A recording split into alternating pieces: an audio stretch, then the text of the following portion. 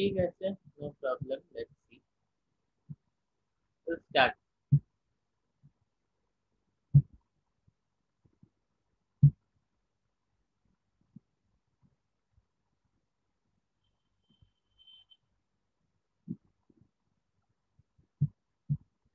ওকে, তো tell me something. আমি একটা জিনিস একটু জানতে চাই।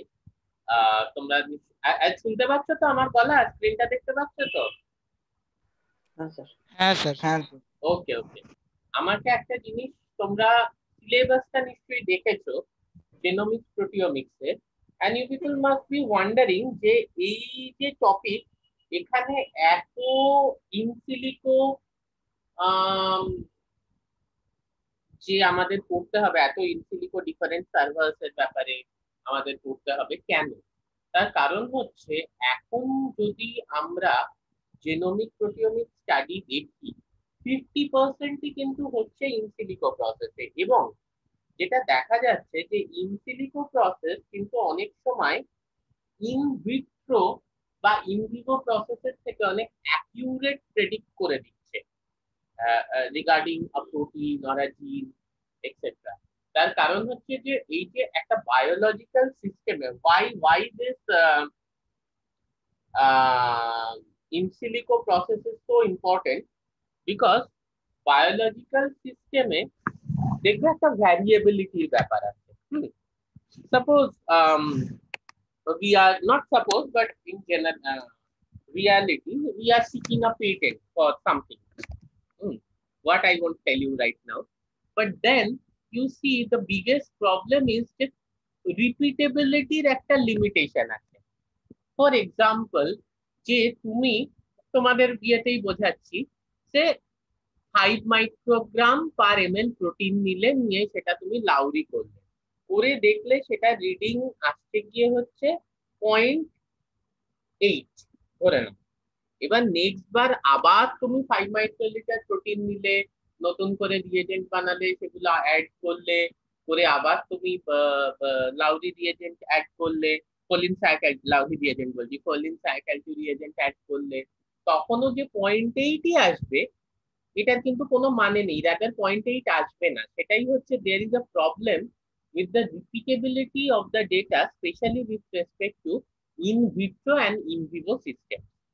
That's why people started relying on in silico approach. In silico approach এ কিন্তু comparatively ডেটার যে ভ্যারিয়েবিলিটি, এটা কিন্তু অনেক অনেক কম in silico approach এ। হ্যাঁ, but the problem is যেটা the skepticism, যে আরে কম্পিউটারের মাধ্যমে একটা তুমি সিমুলেশন করছো, তার সঙ্গে কি কখনো মেলে? ওয়েল, মেলে না। তার সব থেকে বড় এক্সাম্পল, রিয়েল লাইফ সিচুয়েশন মেলে না, specially with respect to biological problem. তার সব থেকে বড় এক্সাম্পল হচ্ছে করোনা। আজ অব্দি যা যা প্রেডিকশন করা হয়েছে প্রত্যেকটা ভুল হয়েছে। বিভিন্ন আইআইটি, তারপরে এইমস এর প্রফেসর, এরা সব বসে বসে করছেন কম্পিউটার প্রোগ্রামের সাহায্যে, এবং প্রত্যেকটা ভুল হচ্ছে। একটাও মিলছে না যে কবে পিক হবে, কবে পিকটা ডাউন হবে, বা কবে এক্স্যাক্টলি স্টপ হয়ে যাবে। এই ম্যাথমেটিক্যাল মডেলস গুলো কিন্তু একটাও মিলছে না, because you cannot predict people's behaviour. লোকে এটা কখনোই ভাবছে না ম্যাথমেটিক্যাল মডেল, যে গত বছর তো লোকজন প্রচুর সতর্ক ছিল। হ্যাঁ, যখন মোটামুটি 8,000 কেস ছিল, এখন 1,80,000 কেসে কারোর কিছু যায় আসে না, সবাই নিজের মতো ঘুরছে বেড়াচ্ছে, ও হচ্ছে হচ্ছে কি গেল এলো, এরকম টাইপের ব্যাপার। তো আম, এই জিনিসগুলো প্রেডিক্ট করা যায় না। হ্যাভিং সেড দ্যাট, সেই জন্য আহ, যেটা হচ্ছে যে ইন সিলিকো অ্যাপ্রোচের ব্যাপারে আমাদেরকে অনেক কিছু করতে হবে। এইবারে একেবারে বেসিক একটা ইন সিলিকো অ্যাপ্রোচের ব্যাপারে আমরা আজকে পড়বো, দ্যাট ইজ মলিকিউলার মডেলিং। ঠিক আছে, ভেরি ভেরি ইম্পর্টেন্ট থিং। আমাকে একটা জিনিস বলো তোমরা, যে প্রোটিওমিক্সে what is the most important information, হ্যাঁ, that you can derive to facilitate your analysis of proteomic data? What is the most significant information that you can derive by experiments to facilitate the analysis of your proteomics data? Any one of you, can you tell me? সে প্রোটিনের folding pattern বা structure. Exactly, প্রোটিনের 3 dimensional structure. প্রোটিনের 3 dimensional structure যদি তোমার কাছে থাকে তাহলে 60% of the proteomic analysis is itself solved. 60% proteomic analysis এমনি সলভ হয়ে যায়, because that's the ultimate thing. তুমি প্রোটিনটাকে আইডেন্টিফাই করলে, সেটাকে সিকোয়েন্সিং করলে, ফাইনালি তুমি সেটা স্ট্রাকচারটা পেলে। That's the most important thing. হ্যাঁ, মানে ওটা হচ্ছে কি, ইভেন তুমি যদি জেনোমিক্স এর পার্সপেক্টিভেও দেখতে যাও, ওইটা হচ্ছে কি আলটিমেট গোল, যে আমার প্রোটিনের 3 ডাইমেনশনাল স্ট্রাকচারটা পাবো। প্রশ্ন হচ্ছে এই 3 ডাইমেনশনাল স্ট্রাকচারটা আমি কিভাবে পেতে পারি? কোনো আইডিয়া?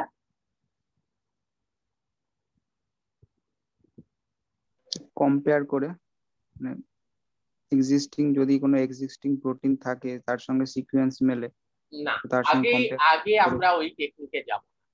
সবার আগে আমরা সব থেকে যেটা অথেন্টিক টেকনিক সেইটা চাই, দ্যাট ইজ এক্স-রে ডিফ্রাকশন।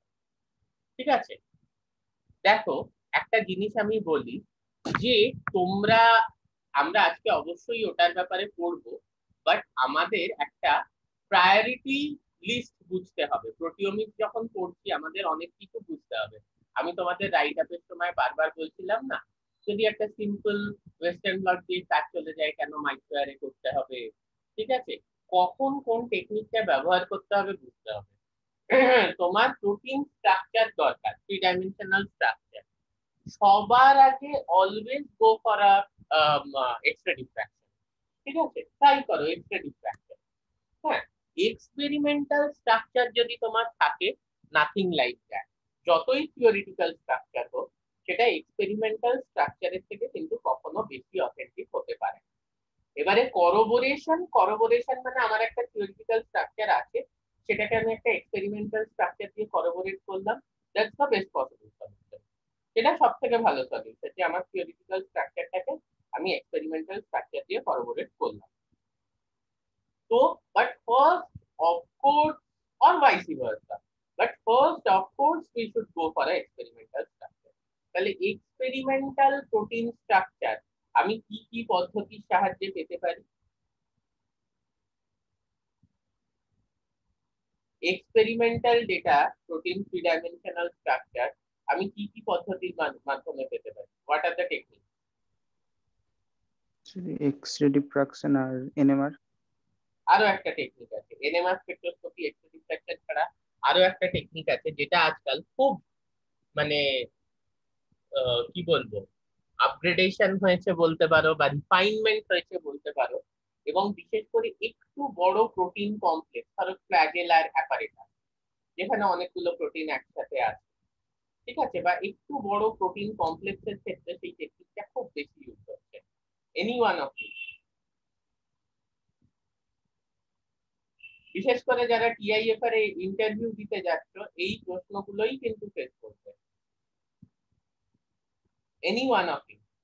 কোনো idea? Did you people hear about cryo electron microscopy? হ্যাঁ স্যার।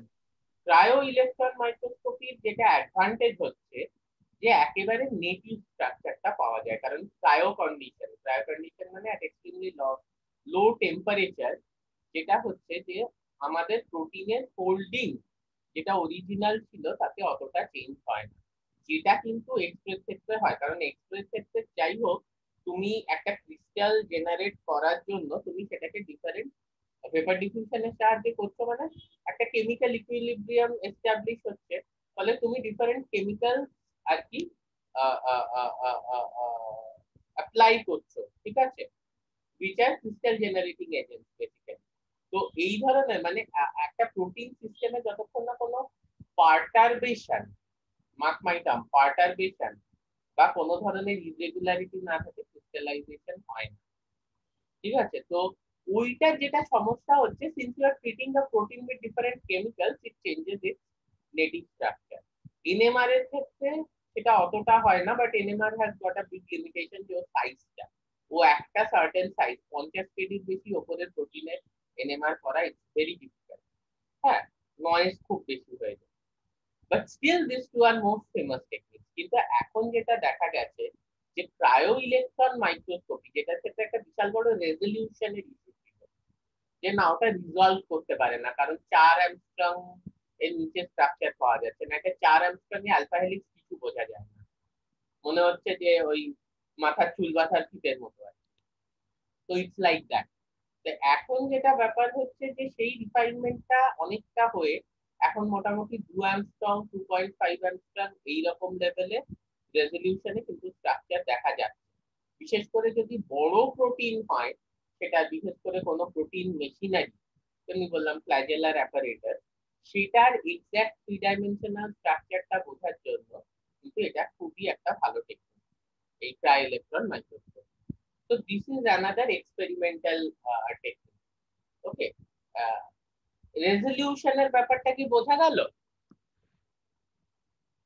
না বুঝতে পারলে জিজ্ঞেস করো। দেখো এইগুলো থেকে তো তোমাকে কেউ ডেসক্রিপটিভ কোয়েশ্চেন দেবে না, তোমাকে জিনিসটা বুঝতে হবে, কারণ তোমার আন্ডারস্ট্যান্ডিং এর উপর কোয়েশ্চেন হবে। তো কেউ যদি কিছু না বুঝতে পারো প্লিজ আমাকে জিজ্ঞেস করো।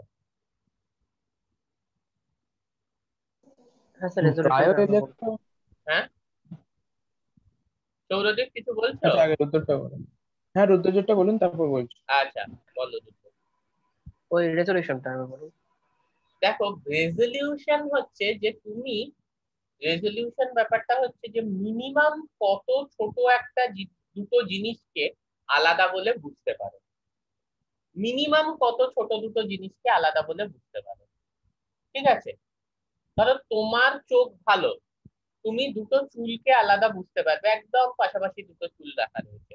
কিন্তু ধরো তোমার দাদুর চোখ সেটা অত ভালো নয়, উনি ঝাপসা দেখছেন, উনি কিন্তু দুটো চুল যে আলাদা সেটা বুঝতে পারবেন না, মনে হচ্ছে একই সাথে রাখা রয়েছে। এই ব্যাপারটা হচ্ছে রেজলিউশন, যে কত ছোট দুটো বস্তুকে তুমি আলাদা হিসেবে বুঝতে পারো। এইবার ব্যাপারটা হচ্ছে যে সেটা যদি মোটামুটি প্রোটিন স্ট্রাকচারের ক্ষেত্রে 3 অ্যাংস্ট্রম এর বেশি হয়, হ্যাঁ, তাহলে দেখো একটা অ্যালফা হেলিক্সের টার্নিং হচ্ছে গিয়ে অলমোস্ট 3.6 অ্যাংস্ট্রম এর কাছাকাছি। তো তখন আর অ্যালফা হেলিক্সকে আলাদা ডিস্টিংক্ট একটা স্ট্রাকচার, এই ব্যাপারটাই বোঝা যায় না আলফা হেলিক্যাল বন্ডে। বোঝা যাচ্ছে? হ্যাঁ স্যার। হ্যাঁ, মানে তুমি যদি একটা ম্যাগনিফাইং গ্লাস নিয়ে ধূলিকণা দেখতে যাও তুমি কিছুই বুঝবে না, তুমি যদি মাইক্রোস্কোপে দেখো তুমি বুঝতে পারবে, কারণ ওর সেই রেজলিউশনটাই নেই যে ওগুলোকে আলাদা ডিস্টিংক্ট বুঝতে পারবে। তো এইটা হচ্ছে ব্যাপার। এবার ক্রায়ো ইলেকট্রনের সমস্যাটা ছিল, after all it's a electron microscope.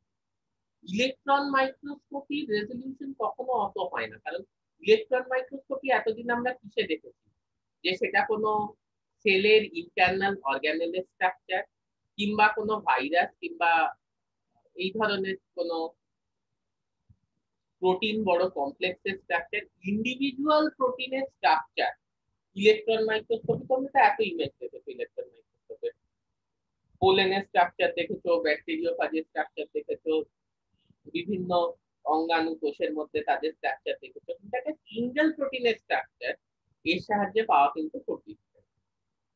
Okay, but এখন এই লেভেলের রেজলিউশনটাকে নিয়ে যাওয়া হচ্ছে যে you can still get this. Suparna আছো? সুপর্ণা ফাঁকিবাজ হয়ে যাচ্ছে নাকি? না আছো না সুপর্ণা? স্যার আছি। তুমি ছিলে প্রথম থেকে? হ্যাঁ, হ্যাঁ, মানে 2 মিনিট পর জয়েন করেছি কিন্তু ছিলাম। Okay, very good very good very good, ঠিক আছে। তা এই ব্যাপারটা কিন্তু, এই যে জিনিসটা আমি বলছি যে get a crystal structure, get a NMR structure, do a cryo-electron microscopy, it's not so easy। ঠিক আছে, এগুলো একদমই সোজা নয়। হ্যাঁ, rather these are very very difficult techniques, because crystal তুমি পাবে কিনা তুমি জানো না। that is a matter of chance, rather that is a matter of chance, যে তুমি ক্রিস্টাল পেতেও পারো, তুমি নাও পেতে পারো। ওকে, এটা কোনো সিওরিটি নেই। নেক্সট হচ্ছে এনএমআর।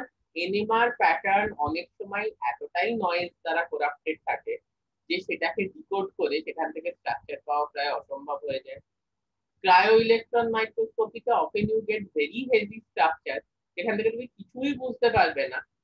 হয়তো তুমি একটা অ্যাপারেটাসের আইডিয়া পাবে যে এরকম একটা ফ্ল্যাজেলার অ্যাপারেটাস, তলায় একটা বেস আছে, ওপরে এরকম একটা এরকম বড় রড টাইপের আছে, এই ধরনের একটা জিনিস তুমি বুঝতে পারবে। বাট এক্স্যাক্টলি যদি তোমাকে সেটা মলিকিউলার লেভেল স্ট্রাকচার যেটা আমরা বলি, যে we understand the position of each of the amino acid molecules, সেইটা কিন্তু বোঝাটা খুব ডিফিকাল্ট হয়। মানে protein structure, normal extra diffraction structure যখন আমি পাই, আমি ইন্ডিভিজুয়াল অ্যাটমস এর পজিশন কোথায় কোথায় সেটা পেয়ে যাই। সেই জিনিসটা কিন্তু পাওয়াটা খুব ডিফিকাল্ট হয় in case of your this মানে cryo-electron microscopy structure, even till date, even till date it's very difficult to attain a structure with molecular level resolution, প্রায় পাওয়াই যায়। আর তারপরের ব্যাপার হচ্ছে যে এটা খুবই বেশি টাইম কনজিউমিং। তাহলে একটা অল্টারনেট মেথড কিসের জন্য? না, এটা জানার জন্য যে আমাদের সব থেকে important data in proteomics is knowing the 3-dimensional structure of a protein. তাহলে ইন সিলিকো আমি কিভাবে সেটাকে পেতে পারি, এবং এই যে পাওয়ার যে ব্যাপারটা, এটাকে বলা হয় মলিকিউলার মডেলিং। হ্যাঁ, to to to get a protein structure by molecular modelling approach. এবং এই অ্যাপ্রোচটার সব থেকে বেসিক প্রিন্সিপালটা কি বলতো? What is the basic principle of a molecular modelling approach? Can you tell me?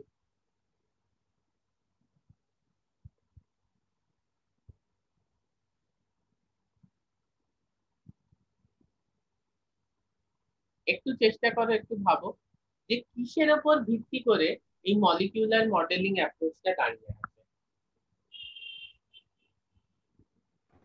Sir X-ray crystallography. X-ray crystallography তো experimental structure তোমায় দিয়ে দিচ্ছে, তাহলে আর তুমি মডেল করছো কেন? মডেল বানানোটা কি, যে তুমি কিছু ইনফরমেশনের সাহায্যে একটা মডেল তৈরি করছো, তাই তো? এক্স-রে ক্রিস্টালোগ্রাফি তো তোমাকে এক্সপেরিমেন্টাল 3-dimensional স্ট্রাকচার দিয়ে দিচ্ছে। হ্যাঁ বলো, আজকে কি বলছিলে? প্রোটিনের সিকোয়েন্সের উপর বেস করে। Very good, very good. দেখো, এই যে একটা পার্টিকুলার প্রেডিকশন, সেটা হচ্ছে যে প্রোটিন সিকোয়েন্সের ওপর, মানে প্রোটিন সিকোয়েন্সের ওপর ভিত্তি করেই সবসময় তার 3-dimensional স্ট্রাকচার হয়। Rather the 3-dimensional structural information of a protein is hidden within its primary sequence. The 3-dimensional structural information of a protein is hidden within its primary sequence.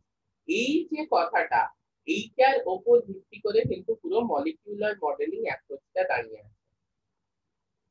বোঝা যাচ্ছে? এইটার উপর ভিত্তি করে কিন্তু পুরো মলিকিউলার মডেলিং অ্যাপ্রোচটা দাঁড়িয়ে আছে। Is it okay? স্যার হ্যাঁ বলো। বলছিলাম, আমি যখন কোনো একটা ফাংশনাল প্রোটিনে তার যখন স্ট্রাকচার বার করবো, তো সেটা আমি 3D স্ট্রাকচার পাবো, সেটা ক্রায়ো ইলেকট্রনই হোক বা এনএমআরই হোক। হ্যাঁ, এবার সেই 3D স্ট্রাকচার থেকে কি আমি প্রাইমারি স্ট্রাকচার বার করতে পারবো? অবশ্যই অবশ্যই।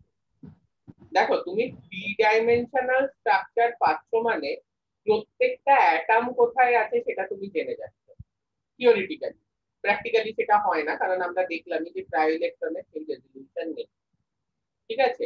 কারণ তোমাকে একটা জিনিস বুঝতে হবে, আমি যদি 3 অ্যাংস্ট্রম রেজলিউশনে একটা স্ট্রাকচার সলভ করি, তাহলে একটা, ধরো নাইট্রোজেন আর হাইড্রোজেন বন্ডের মধ্যে একটা ডিসটেন্স হচ্ছে 1 to 1.5 অ্যাংস্ট্রম, তাহলে সেইটাকে তো দুটো ডিস্টিংক্ট অ্যাটম হিসেবে আমি বুঝতে পারবো। কিন্তু at the same time, most of the structures in NMR or X-ray are solved at 1.51 angstrom. ঠিক আছে? তো বিশেষ করে এক্স-রে তে এখন তো সিনক্রোট্রন ইউজ হচ্ছে। তো আমরা যে রেজলিউশনের স্ট্রাকচার পাচ্ছি, আমরা প্রত্যেক অ্যাটম কোথায় আছে আমরা জেনে যাচ্ছি। সেক্ষেত্রে what is the primary structure, that is the amino acid sequence of the protein, এটা না জানতে পারার কোনো কারণ। বুঝেছো তো? মানে তুমি যদি ক্লাস 12 পাস করো, ইট ইজ ইমপ্লাইড যে তুমি ক্লাস 8টা পাস করো। বা তোমার কাছে হয়তো কোনো পরীক্ষার জন্য এমএসসি সার্টিফিকেট দেখতে চাইবে, বল এটা এটা ও তো ওই হাঙ্গামা সিনেমাটার মতো হয়ে যাবে ব্যাপারটা। বিএ কিয়া হ্যায়, এমএ भी किया है, एसएससी नहीं किया है, ওই রকম ব্যাপার। অবভিয়াসলি তোমার যদি 3 ডাইমেনশনাল স্ট্রাকচার থাকে, that's the tertiary structure or quaternary structure in case of oligomeric protein. Obviously you have the primary structure, মানে that is the sequence of amino acids. তো এইটা এরকম ব্যাপার নয়, তুমি যদি এক্সপেডিক ফ্র্যাকশন বা এনএমআর দিয়ে ভালো রেজোলিউশনের স্ট্রাকচার সলভ করো, তারপরে আর প্রোটিনটাকে সিকোয়েন্স করার কোনো কারণ নেই, বিকজ ইউ আর ওটা করলে eventually you are getting every information regarding the protein, primary স্ট্রাকচারটা তুমি জানতে পেরে গেছো। এই ব্যাপারটা বোঝা গেল তো? এটা কিন্তু একটা খুব ভালো প্রশ্ন করেছে, কারণ তোমাদের লেভেলে এই ডাউটটা থাকতেই পারে, কিন্তু এটা বোঝা গেল তো? হ্যাঁ স্যার। যে ও কি জিজ্ঞেস করছে, রুদ্রজিৎ ও কি জিজ্ঞেস করলো বলো তো? ওই তো প্রোটিনের 3 ডাইমেনশনাল স্ট্রাকচারটা পেয়ে গেলে প্রাইমারি অ্যামিনো অ্যাসিড সিকোয়েন্সটা জানতে পারবো কিনা, হ্যাঁ মানে এক্স্যাক্টলি প্রাইমারি সো, স্ট্রাকচারটা। Exactly so. So definitely we'll get that. ওকে, তাহলে এইটা আমরা যেটা এখন যেটা দেখছি যে মলিকিউলার মডেলিং টেকনিক, এটার বেসিসটাই হচ্ছে, হ্যাঁ অফকোর্স, যে 3 ডাইমেনশনাল স্ট্রাকচারাল ইনফরমেশনটা 1 ডাইমেনশনাল সিকোয়েন্স, এই 1 ডাইমেনশনাল বলো বা প্রাইমারি সিকোয়েন্স যেটা বলো, সেটার মধ্যে হিডেন আছে, সেটার মধ্যে হিডেন আছে। তাহলে নির্দিষ্ট একটা সিকোয়েন্স, নির্দিষ্ট একটা স্ট্রাকচারই নেবে। এইবার একটা জিনিস বলো তো, এইটাই যদি কথা হয়, তাহলে কি প্রোটিন একবার ডিনেচার করার পর আবার রিফোল্ড করতে পারবে না পারবে না ইন জেনারেল?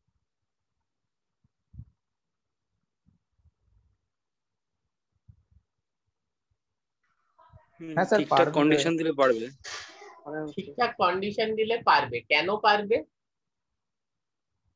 না? এটার প্রথম উত্তর হবে যে কতটা ডিনেচার করেছে, ঠিক আছে? একেবারে যদি প্রেসিপিটেশন হয়ে গিয়ে থাকে তখন আর পারবে না। সুপর্ণা আছো? হ্যাঁ স্যার। তুমি ডিম ভাজতে জানো? হ্যাঁ। হ্যাঁ, জানি। তাহলে আর তুমি যদি ডিমটাকে ভেজে ফেলো, তারপর যদি আমি বললাম যে যা অ্যালবুমিনটা ডিনেচার করে গেল, এবার আবার তুমি ওটাকে কাঁচা ডিমের ফর্মে ফিরিয়ে নিয়ে চলে এসো, সেটা হবে? না, সেটা হবে না। একবারে ডিনেচার করে গেলে হবে না। হ্যাঁ, একেবারে ডিনেচার করে গেলে সেটা হবে না, বাট একটা লেভেল অবধি ধরো থার্মাল ডিনেচারেশন হলো, সে প্রোটিনটা 50 ডিগ্রি 60 ডিগ্রিতে গিয়ে ডিনেচার করলো, একেবারে প্রেসিপিটেশন হয়ে যায়নি, সেক্ষেত্রে সেটাকে আবার প্রপার কন্ডিশন দিলেও, যেটা বললো তার রিফোল্ড করানো যেতে পারে, প্রোভাইডেড প্রোভাইডেড এখানে কিন্তু একটা জিনিস আমাদের খেয়াল রাখতে হবে, যে কোনো আমাদের এমন একটা এজেন্ট দিতে হবে যাতে প্রোটিনটার কোনো অলিগোমারিক প্রেসিপিটেশন না হয়, সেটা তো একটা ব্যাপার। আরেকটা ব্যাপার হচ্ছে যে এই রিফোল্ডিংটা এই জন্যই পসিবল হচ্ছে, মানে অলিগোমারিক প্রেসিপিটেশন না হয় এটা আমি বুঝছি না, যার জন্য আমরা গ্লিসারল বা পেক দিয়ে থাকি, বাদ দাও, এই জন্যই পসিবল হচ্ছে এই রিফোল্ডিংটা। তার কারণ হচ্ছে যে প্রোটিনের যে প্রাইমারি স্ট্রাকচারটা আছে, তার মধ্যে কিন্তু অন্তর্নিহিত রয়েছে ও 3 ডাইমেনশনাল স্ট্রাকচারটা কিরকম হবে, যার জন্য প্রাইমারি স্ট্রাকচারটাকে যদি এমনি ছেড়ে দেওয়া হয়, ও আস্তে আস্তে আস্তে আস্তে ঠিক রিপোর্ট করে 3 ডাইমেনশনাল স্ট্রাকচারটা নিতে পারবে। তোমরা বলবে তাহলে প্রোটিন ফোল্ডিং এর জন্য এত স্যাপেরন ইত্যাদি কিসের দরকার?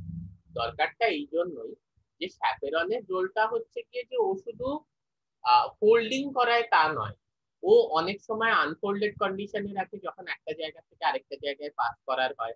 ধরো যে ফুটোটা দিয়ে পাস করছে সেটার ডায়ামিটার হচ্ছে গিয়ে 5 ন্যানোমিটার, কিন্তু প্রোটিনটা ফোল্ড করে গেলে হচ্ছে গিয়ে 7 ন্যানোমিটার, তাহলে পাস কিভাবে করবে? তাহলে আনফোল্ড করে ওকে সোজা সুতোর মতো বানিয়ে দাও, সেই সুতোটার ডায়ামিটার হচ্ছে 2 ন্যানোমিটার, এবার ওটা 5 ন্যানোমিটারের একটা ফুটো দিয়ে কিন্তু পাস করে যেতে পারে।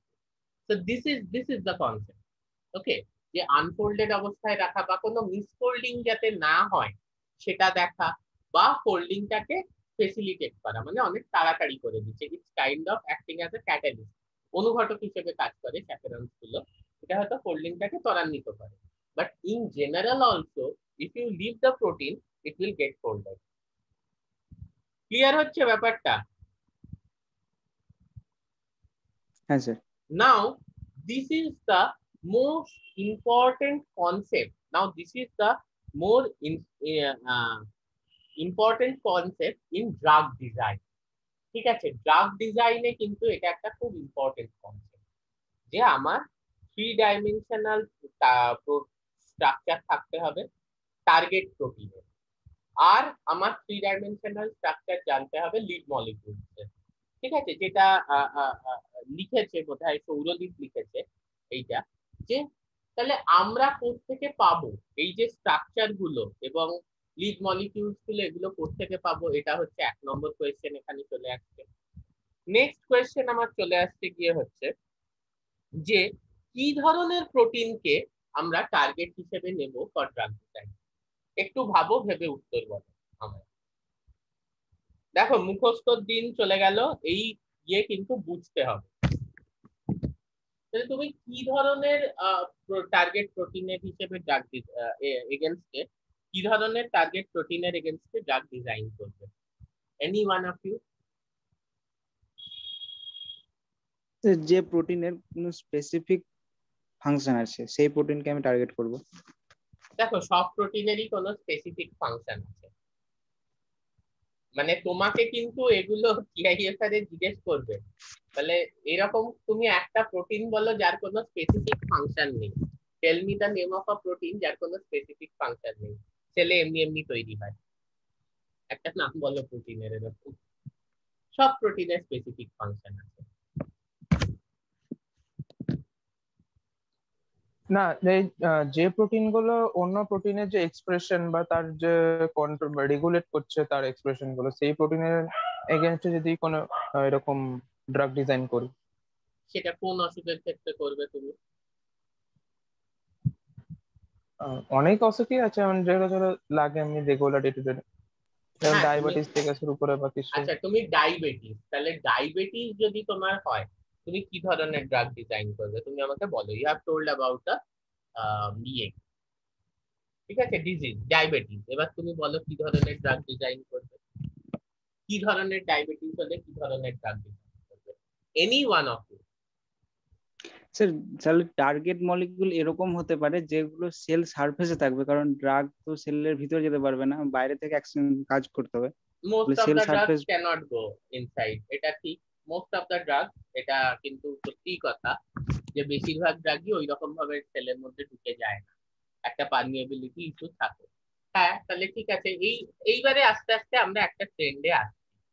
তাহলে সেলের সারফেসে দেখো ডায়াবেটিস যদি আমরা অনেক কারণে হয়, এবার যদি আমি নর্মালি এটা ধরে নিই যে ডায়াবেটিসটা হচ্ছে গিয়ে ইনসুলিন হরমোনের পরিমাণ কম, সেই জন্য সেই ক্ষেত্রে আর আমি কাকে টার্গেট করবো? আমি ইনসুলিন হরমোনটাকে দেবো। এই একটাই কাজ আমি করতে পারি, আর তো কিছু করতে পারি না। এবার যদি কোনো ডিজেনারেটিভ কারণে ডায়াবেটিস হয়, যে কোনো একটা প্রোটিনের জন্য বিটা সেলস নষ্ট হয়ে যাচ্ছে প্যানক্রিয়াসে, তখন আমি সেই প্রোটিনটার এগেইনস্টে ড্রাগ ডিজাইন করতে পারি। বাট ও একটা জিনিস সায়ন বিশ্বাস ঠিক বলেছে যে আমি সেল সারফেস প্রোটিনকে টার্গেট করার চেষ্টা করব। ওকে, করলাম, এটা আমি লজিক্যালি মেনে নিলাম, কারণ পারমিয়েবিলিটি থাকে না। ঠিক আছে, আর প্রোটিনটা কোনো যে সাইট থাকে অ্যালোস্টেরিক সাইটের মতো এনজাইমের, যেখানে বাইন্ড করলে ইনহিবিশন হবে। তাহলে সেই এনজাইমটা কি কাজ করছে? তার মানে সেই এনজাইমটার নরমাল ফাংশন হচ্ছে ডিজিজটা কজ করা, তাই তো?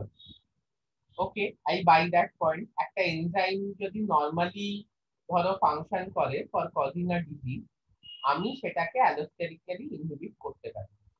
I buy with that, I buy that, that's not an issue. ঠিক আছে, কম্পিটিটিভলিও ইনহিবিট করতে পারি, এইটা হয় বিশেষ করে in most of the STDs caused by this gonorrhea etc. তো এইখানে দেখা যায় যে সত্যি এই ধরনের সালফার ড্রাগ ইউজ করা হয়। Sulphur drug competitively inhibit the enzyme present within this bacteria. Okay, এই জিনিসটা ইটস মানে এটা ডিজিজের ক্ষেত্রে দেখা গেছে যে কোনো ব্যাকটেরিয়া ডিজিজ কজ করে তার ডিফারেন্ট এনজাইমস এর সাহায্যে। তো সেই এনজাইমস গুলোকে আমি কম্পিটিটিভলি বা নন কম্পিটিটিভলি ব্লক করতে পারি, রাইট? আর কোনো উদাহরণ? যে এই যে ড্রাগ টার্গেট, এগুলো কি ধরনের প্রোটিন হবে? কোনো সিগন্যালিং পাথওয়েতে এগুলো থাকবে, আচ্ছা, যেমনি? যাতে মানে যখন ড্রাগটা এফেক্ট করবে হ্যাঁ, তখন এফেক্টটা যেন অ্যাম্পলিফাই হয়। অ্যাম্পলিফাই হয় বা মানে amplification in a negative manner, একেবারে বসে যায়। এবং এই যে কথাটাও বললো সেটা হচ্ছে গিয়ে মানে সিগন্যালিং স্টপ বেসিক্যালি, ঠিক আছে? সিগন্যালিং স্টপ মানে সেই ধরনের। এইটার উদাহরণের উপর বেস করে আমাদের কিন্তু ড্রাগ ইন্ডাস্ট্রি আমরা জানি যে কয়েকশো কোটি টাকা রোজগার করছে। If he could have given the exact name for this kind of drug, সেটা হচ্ছে গিয়ে টাইরোসিন কাইনেজ ইনহিবিটর। ঠিক আছে, আমরা জানি যে একেবারে অলমোস্ট ইন অল লিউকেমিয়া এইটা কিন্তু ব্যবহার করা হয়। এবং এই নিয়ে ইন্ডিয়া সুপ্রিম কোর্টে কেসও চলছে, অনেক কিছু হচ্ছে। যে গ্লিভিক, যেটা হচ্ছে গিয়ে ইমাটিনিব মেজাইলেট, সেটা হচ্ছে একটা টাইরোসিন কাইনেজের ইনহিবিটর। আরো অনেক কিছু বেরিয়েছে, নিলোটিনি ইত্যাদি। এবারে যেটা হচ্ছে যে ইন্ডিয়ার কোম্পানিরা বলছে ওইটারও, ওই যে জনঔষধির দোকানে ওই টাইরোসিন কাইনেজ ইনহিবিটরেরও ইয়ে করে দেবে, জেনেরিক বার করে দেবে। এবার তো বিদেশি কোম্পানিদের মাথায় হাত, কারণ এগুলো তো ভীষণ কস্টলি ড্রাগ, ঠিক আছে? এবং ওদের পেটেন্ট করা এই ড্রাগ গুলো। তো এবার যদি ইন্ডিয়ান কোম্পানি জেনেরিক বার করে দেয়, মানে 5 টাকায় টাইরোসিন কাইনেজ ইনহিবিটর, কে 500 টাকা দিয়ে কিনতে যাবে? ওকে, so for leukemia this is actually done. তাহলে দেখো তোমাদের একটা বেসিক আইডিয়া কিন্তু আসছে যে একজন বলছো যেটা সারফেসে থাকবে, একজন বলছো যে কোনো সিগন্যালিং প্রসেস যেটা বিগড়ে যাওয়ার জন্য আর কি কোনো অসুখ হচ্ছে সেটাকে ইনহিবিট করা হবে। তারপরে কেউ একজন বললে যে এনজাইমস কে ইনহিবিট করা হবে, টু ডিফারেন্ট ব্যাকটেরিয়াল এনজাইমস কে ইনহিবিট করে দেওয়া হয়, ঠিক আছে, ফর দিস ইয়ে। এগুলো দিস অল আর ট্রু। মানে বেসিক্যালি এখানে আরেকটা যেটা বলছে যে লাইফ প্রসেস, যে প্যাথোজেনটা ইনফেক্ট করেছে তোমাকে, সেই প্যাথোজেনটা লাইফ প্রসেস মেনটেন করার জন্য যে প্রোটিন গুলো দরকার, সেই প্রোটিন গুলোর এগেইনস্টে তুমি কোনো ড্রাগ ডিজাইন করবে। But the rationale should be those same proteins should not be performing housekeeping function within your body.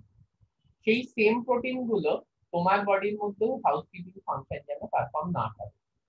এটা বোঝা গেল না? আমি বুঝিয়ে দিচ্ছি। For example, most important housekeeping জিন গ্লিসারালডিহাইড ট্রিফসফেট ডিহাইড্রোজেনেজ, ঠিক আছে, গ্লিসারালডিহাইড ট্রিফসফেট ডিহাইড্রোজেনেজ। এবারে এই প্রোটিনটা ছাড়া কোনো ব্যাকটেরিয়া, কোনো ফাঙ্গাস কেউ বাঁচতে পারবে না। তুমি এটার এগেইনস্টে একটা ড্রাগ ডিজাইন করে ছেলে পাঠিয়ে দিলে, কি হবে?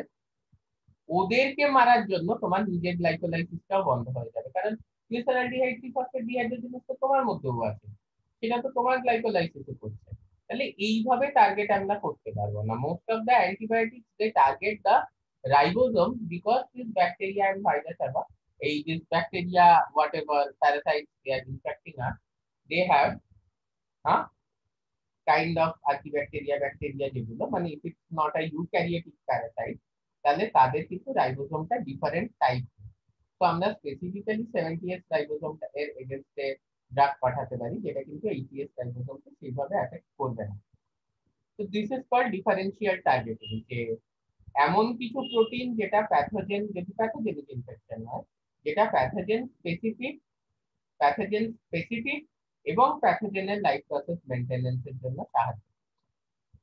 ওকে, এবং আরেকটা জিনিস আমি তোমাদের বলে দিই, সময় খুবই কম, 2 মিনিট 40 সেকেন্ড, যে এই ধরনের ড্রাগ মলিকিউল, এই ধরনের ড্রাগ টার্গেটের এগেইনস্টে কিছু স্পেসিফিক ড্রাগ মলিকিউল আছে। এই কিছু সংখ্যাটা বিশাল, but they are stored in a, মানে their structural information is stored in a library known as ZINC. এরকম আরো লাইব্রেরি আছে, আমি তোমাদের একটা উদাহরণ দিলাম, আমি এগুলোর ব্যাপারে বলবো। তো this zinc is a drug library. Drug library মানে কি? যে বিভিন্ন যে টার্গেট এক্সিস্ট করে তার এগেনস্টে যে স্মল মলিকিউলার ড্রাগ গুলো এফিশিয়েন্ট, সেই স্মল মলিকিউলার ড্রাগ গুলোর স্ট্রাকচার গুলো একটা লাইব্রেরিতে স্টোর করে রাখা হয়েছে। কেন স্টোর করে রাখা রয়েছে?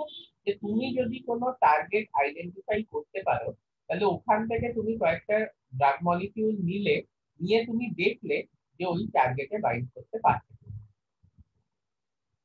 আবার বলছি, ভার্চুয়ালি রাখা কথা আমি কিন্তু বলছি না, আমি এই রিয়েলি রাখার কথা কিন্তু আমি বলছি না, আমি ভার্চুয়ালি রাখার কথা বলছি। মানে স্ট্রাকচার গুলো ওই লাইব্রেরিতে সেভ করা রয়েছে। এবার তুমি যখন ইনসিলিকো একটা টার্গেটিং এর ব্যাপার করবে, you have your drug target, আর ওখান থেকে কিছু স্মল মলিকিউলার ড্রাগ তুমি নিয়ে সেগুলোর এগেইনস্টে টার্গেট করবে। Is it clear? তাহলে সব থেকে ইম্পর্টেন্ট ড্রাগ ডিজাইনের জন্য হচ্ছে যে আমাদের যে ড্রাগ টার্গেট প্রোটিনটা, সেটা 3 ডাইমেনশনাল স্ট্রাকচার চাই, যেটা আমি এক্সপেরিমেন্টালি ডিটারমাইন করতে পারি ইউজিং ক্রায়ো, এক্স-রে আর এনএমআর, বা আমি ইন সিলিকো ডিটারমাইন করতে পারি। কিভাবে সেটা তো আমরা নেক্সট ক্লাসে করব। আর নেক্সট সেটা হচ্ছে যে আমার যে ড্রাগ মলিকিউলটা আছে সেটারও স্ট্রাকচার চাই। এরকম অনেক ডেটাবেসেস এবং লাইব্রেরিজ আছে যেখানে কিন্তু এক্সিস্টিং স্মল মলিকিউলার ড্রাগের স্ট্রাকচার স্টোর করে রাখা আছে, যাতে তুমি সেখান থেকে তাদের স্ট্রাকচারের ফাইলটা নিয়ে এই ধরনের মলিকিউলার ডকিং করতে পারো। Will see about that later. Okay, তো আজকে 1 মিনিটেরও কম সময় আছে, কারোর যদি কোনো প্রশ্ন থাকে তাড়াতাড়ি করে ফেলো। স্যার লাইব্রেরিটার নাম কি বলেন? ব্লিঙ্ক? জিং। হ্যাঁ, ZINC, জিং। এটা হচ্ছে ড্রাগ লাইব্রেরি বা স্মল মলিকিউল ইনহিবিটর লাইব্রেরি।